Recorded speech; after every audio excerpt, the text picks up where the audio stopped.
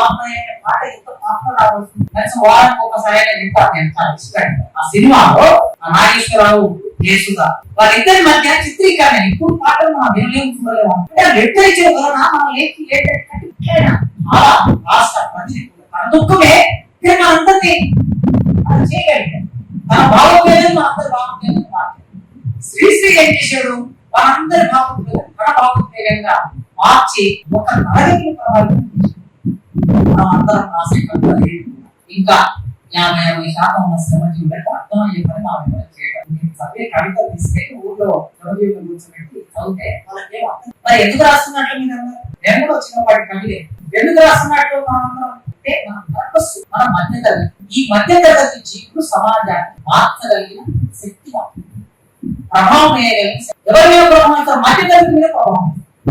చదువు వచ్చిన వాళ్ళంతా ప్రభావం. చదువు వచ్చిన వాళ్ళు కార్మిక వర్గం పక్షం ఉండేటట్టు, పేదల పక్షం ఉండేటట్టు, పోరాటాల పక్షం మనం రాసే కనుక వాళ్ళని ఆలోచన చేస్తాం. సెక్రటరియట్ లో ఎంప్లాయీస్, లేకపోతే ఆఫీస్ ఎంప్లాయీస్, స్కూల్ మనం జరిగే కవిత వలన అయ్యో ఇట్లా ఉందా అని ఆలోచన చేసి దానికి ఒక అభిమానంగా మారితే ఆ కవితలో మనం తీసుకెళ్ళే వస్తువు ఉంటుంది కదా సారా, ఆ సారానికి వాళ్ళ అభిమానం.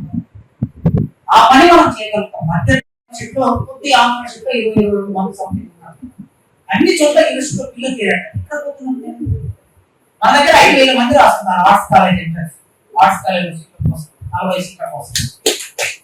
జస్ట్ లిటరేచర్ కి సంబంధించిన అదే చెప్తున్నాను. మన దగ్గర కవులు కూడా నెక్స్ట్ జనరేషన్ కవులు వచ్చారు.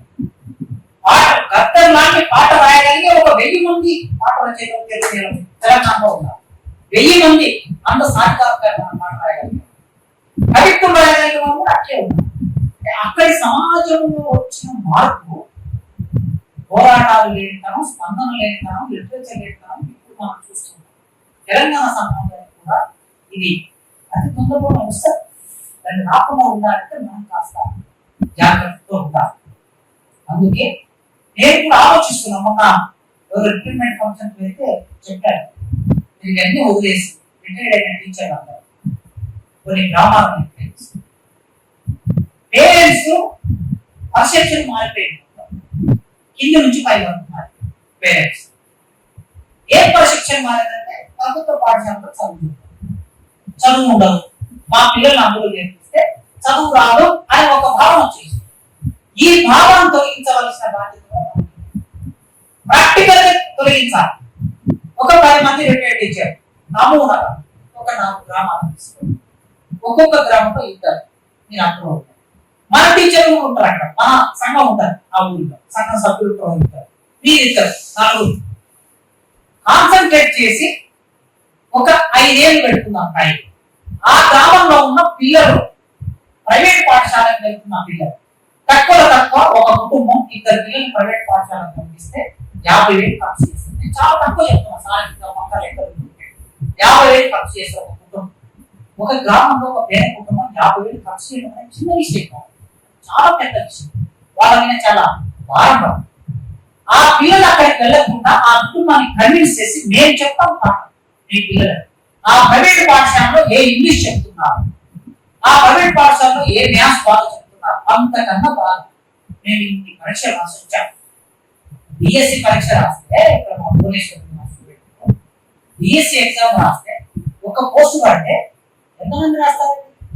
తక్కువ 10,000 మంది కాంపిటీషన్. ఒక పోస్ట్ 10,000 మందిలో నెగ్గుకు వచ్చిన ఒక మనిషి ఎంత టాలెంట్ ఉంటా? మరి టాలెంట్ ఉన్నోళ్ళు చెప్పటం లేదా? చెబితే విద్యార్థి అందుకోవటం లేదా? లేదా తల్లిదండ్రుల పర్సెప్షన్ సరిగ్గా లేదా? ఎక్కడో ప్రాబ్లం ఉన్నది. అందుకే మనం నమూనాలో ఒక మండలాన్ని తీసుకుని వర్క్ చేసుకుంటూ పోవాలి. నా టైం మొత్తం మీకు ఇస్తాను చెప్పాను నేను. అట్లా వర్క్ చేసుకుంటూ పోతే ఏమవుతుందంటే మన మాటల ఉపన్యాసాలు ఎన్ని చెప్పినా సమాజంలో ప్రాక్టికల్ ఎక్కువ వేరే రకంగా. అందుకే ప్రభుత్వాలు దయచేస్తున్నాయి జాగ్రత్తగా. ప్రభుత్వ విద్య పెట్టుకోవడానికి